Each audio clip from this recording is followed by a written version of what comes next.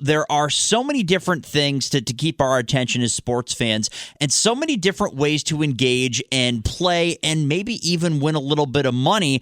And to help us get get everything straight from a fantasy perspective in the football and the basketball world, we welcome on one of the best. He is Alex Caruso. Again, you can follow him on Twitter at Alex Caruso. You also have to make sure you read the Daily Prop newsletter. He's the creator of that newsletter. That's where you can get all of your information every single day. We welcome him on right now here on The Drive with Charlie and Dan. Alex Caruso, good afternoon. How are you, sir? Oh, man, good afternoon. It is a wonderful Friday to be talking some fantasy, basketball, anything under the sun. As long as sports are on, I'm happy, you're happy, hopefully everyone else is, but I'm so excited for this weekend. Tons of good games across every sport. Well, there you go. And I mean, that's the perfect place to find ourselves heading into a weekend. I've seen a lot of your fantastic work going on in the basketball world right now. So let's just set the table on the basketball side. Beginning of the season, who has been catching your eye from a fantasy perspective in the basketball world that hopefully owners were able to add at the beginning of the season?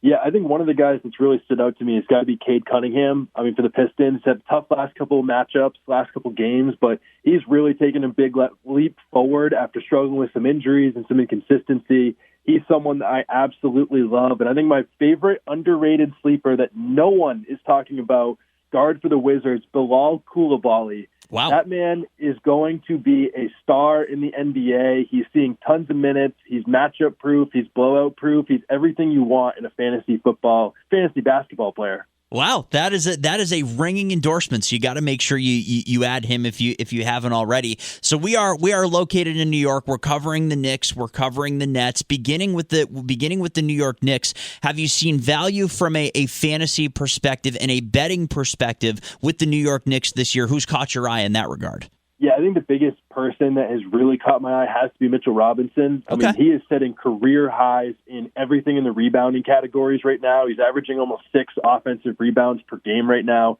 I think he's been a stud. Someone that's also going to be turning the corner has been RJ Barrett, who's seen his best couple games of the season, the last few games. The season seems like he's getting his legs under him, and there's a big shift in what their system is doing. And then for the Nets side, it's going to be Spencer Dinwiddie.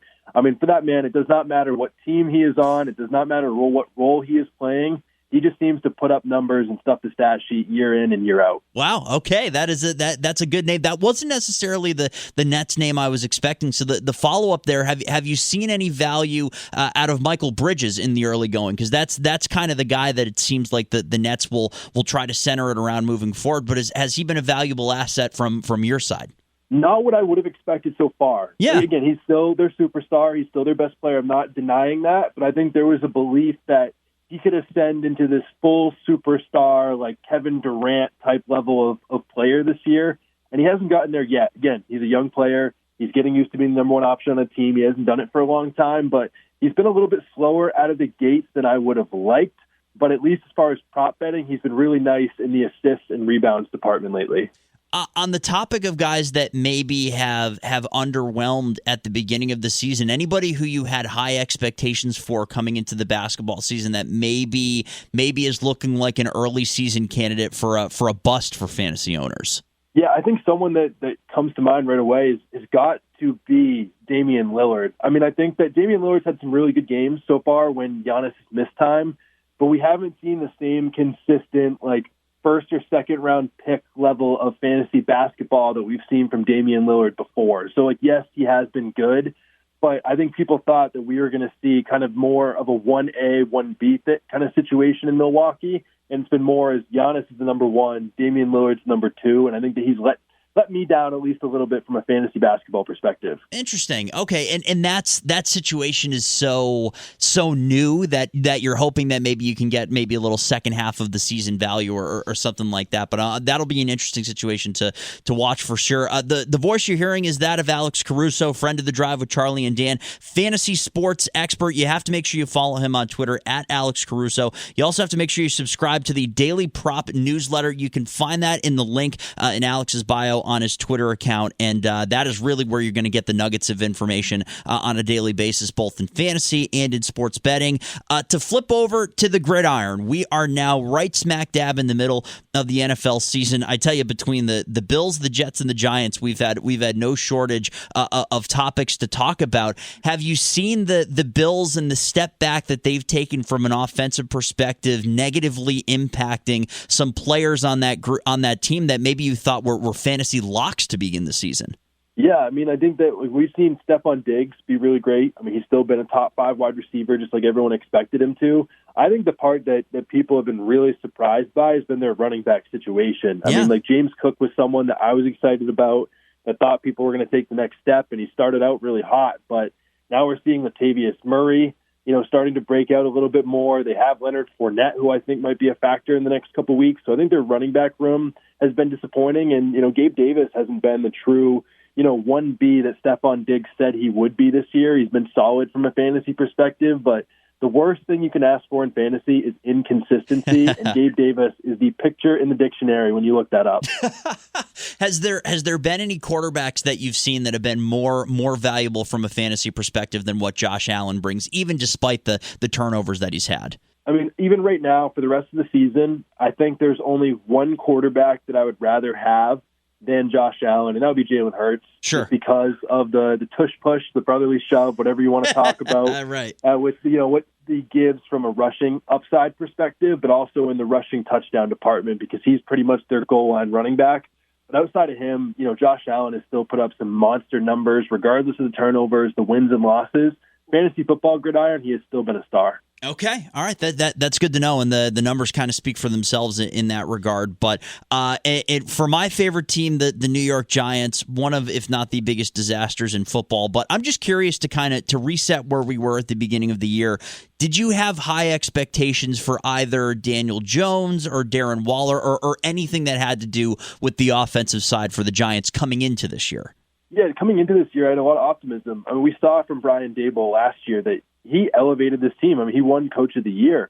I mean, Daniel Jones looked like a young Josh Allen, and, Darren Waller seemed like the perfect number one piece that this team needed. I mean, I thought all things were looking up, and it couldn't have been more of a disaster with the injuries to Jones and Waller. I just don't think they ever got a shot. You know what I mean? Like, I think that, if this offensive line wasn't, a turnstile at an airport, I think that they would have a little bit more of a chance right now. And I think it's just killed everybody with the injuries that we saw between Darren Waller and Daniel Jones. It hurts, but it's so true. It's such the perfect way to put it. It's just it's really atrocious to watch. Hey, Alex, with the New York Jets, their offense probably had more of an upside starting the season when Aaron Rodgers was actually healthy. Sure. But after he for 4 plays or so, for 4 plays, everyone had very high fantasy outlooks, but. With Garrett Wilson and guys like that coming off the offense, along with Breece Hall, has there been any disappointment in those guys from a fantasy perspective?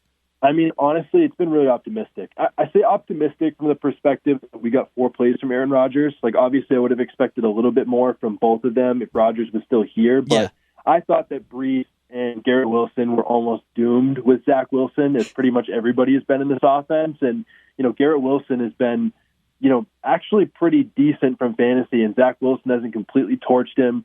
Breece Hall has taken a big step forward now that he's looking good off his ACL. Like, it hasn't been perfect, but again, a Zach Wilson offense been a lot better than expected. Yeah, that's a good point. Hasn't cost the team as much, and that's good to know. He hasn't cost his individual players as much. I gotta ask the same question from the basketball side here on the football side. Who has surprised you on the fantasy football gridiron this year, and then who has underwhelmed in your mind as well? I think one of the biggest shocks to the entire world of fantasy football is the breakout of Sam Howell. I know it's not the most exciting name out there, but I mean, Eric Bieniemy has really changed this offense for the better. I mean, they're throwing the ball as much as anybody in the NFL. Sam Howell over the last 6 weeks has been a top 6 quarterback in fantasy football. I think he has been a massive, massive surprise.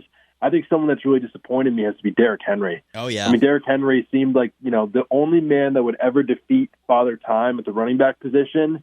And now he's barely seeing even half the snaps in every single game. And I think that their offense, whether with Tannehill or Will Levis, just hasn't been the same. And again, similar to some of these other guys, like, you're going to see a lot of inconsistency. And when you have someone like Derrick Henry, who's a first-round pick, you can't have inconsistency. Alex, before we let you go, still another half's worth of regular season football going on, but do you have any early contenders for who you think might go off the board first come 2024 when we're resetting things for our next fantasy football draft? Yeah, that's a great question. I think it's really going to be interesting to see because I think that it's one of two people. It's either going to be Justin Jefferson or it's going to be Christian McCaffrey. Sure. I think that more likely than not, it's going to be McCaffrey because his offensive structure is going to stay in place after the season, where for Minnesota, it's really up to is Kirk Cousins going to stay there. If he stays there, I think Justin Jefferson is probably the 1.01, the first pick, but I think that if he ends up going or he isn't healthy to start the season, my money would be on Christian McCaffrey as the number one pick. Okay, those are two absolutely foundational pieces that you want to have on your team, no matter if they're going one or going two. He is Alex Caruso. Again, follow him on Twitter at Alex Caruso, and you can also subscribe to the Daily Prop newsletter for updates every single day on where you should be putting your money, who you should be stashing on your fantasy teams, and everything like that. Alex, always a pleasure to catch up with you here on The Drive with Charlie and Dan. Thank you for your time, and hopefully this weekend lives up to expectation with everything we have going on. Of course, let's stack some W's. Playoffs are coming.